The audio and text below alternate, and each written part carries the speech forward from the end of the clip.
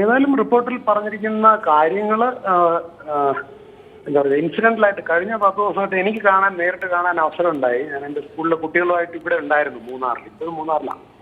അപ്പോൾ വളരെ വ്യാപകമായ കെട്ടിടങ്ങൾ നിർമ്മിച്ചിരിക്കുന്നതും നേരത്തെ കയ്യേറിയിരുന്ന സ്ഥലങ്ങളിൽ തന്നെ വീണ്ടും കെട്ടിയിരിക്കുന്നതും നേരിട്ട് കണ്ടു.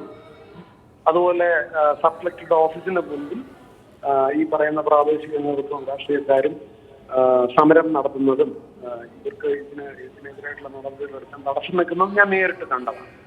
ഇനി അത് വളരെ വളരെ വളരെ കൺസേർട്ടഡ് ആയിട്ടുള്ള ഒരു പൊളിറ്റിക്കൽ വില്ല്, പ്രകടമായ തീരുമാനങ്ങൾ ഉണ്ടായാൽ അല്ലാതെ ഇതിൽ ഒരു നടപടിയും എഫക്റ്റീവായിട്ട് എടുക്കാൻ പറ്റുമെന്ന് എനിക്ക് തോന്നുന്നില്ല. ഇപ്പൊ കഴിഞ്ഞ വർഷം 10-11 വർഷം മുൻപാണെങ്കിൽ മന്ത്രിസഭാ തലത്തിൽ തന്നെ ഒരു തീരുമാനം എടുക്കുകയായിരുന്നു വിവിധ വകുപ്പുകളുടെ പ്രവർത്തനങ്ങൾ ചെയ്യിപ്പിക്കുന്നു.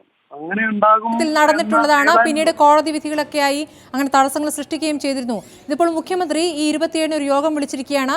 അപ്പോൾ മൂന്നാർ സംബന്ധിച്ച കാര്യങ്ങൾ ചർച്ച ചെയ്യാനാണ് ആ യോഗം. ഈ യോഗത്തിൽ ഈ റിപ്പോർട്ട് ചർച്ച ചെയ്യും. സ്വാഭാവികമായും CPM നേതൃത്വത്തിന് തന്നെ അവിടെ മറിച്ച് അഭിപ്രായമാണ് ഉള്ളത്. അതുകൊണ്ട് തന്നെ കാര്യങ്ങൾ നടക്കാനുള്ള സാധ്യത വളരെ കുറവല്ലേ ശ്രീ സുരേഷ് കുമാർ?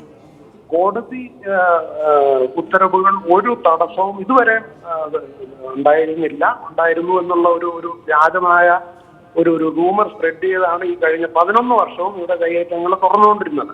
യഥാർത്ഥത്തിൽ ഒരു കോടതിയിൽ നിന്നും കയ്യേറ്റം ഒഴിപ്പിക്കുന്നതിനെതിരെ ഒരു നിയമപരമായ ഉത്തരവും ഉണ്ടായിരുന്നില്ല.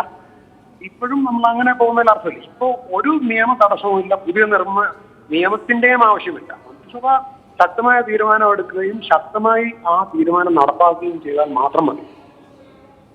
വളരെ നന്ദി ശ്രീ സുരേഷ് കുമാർ പ്രതികരിച്ചതിന്.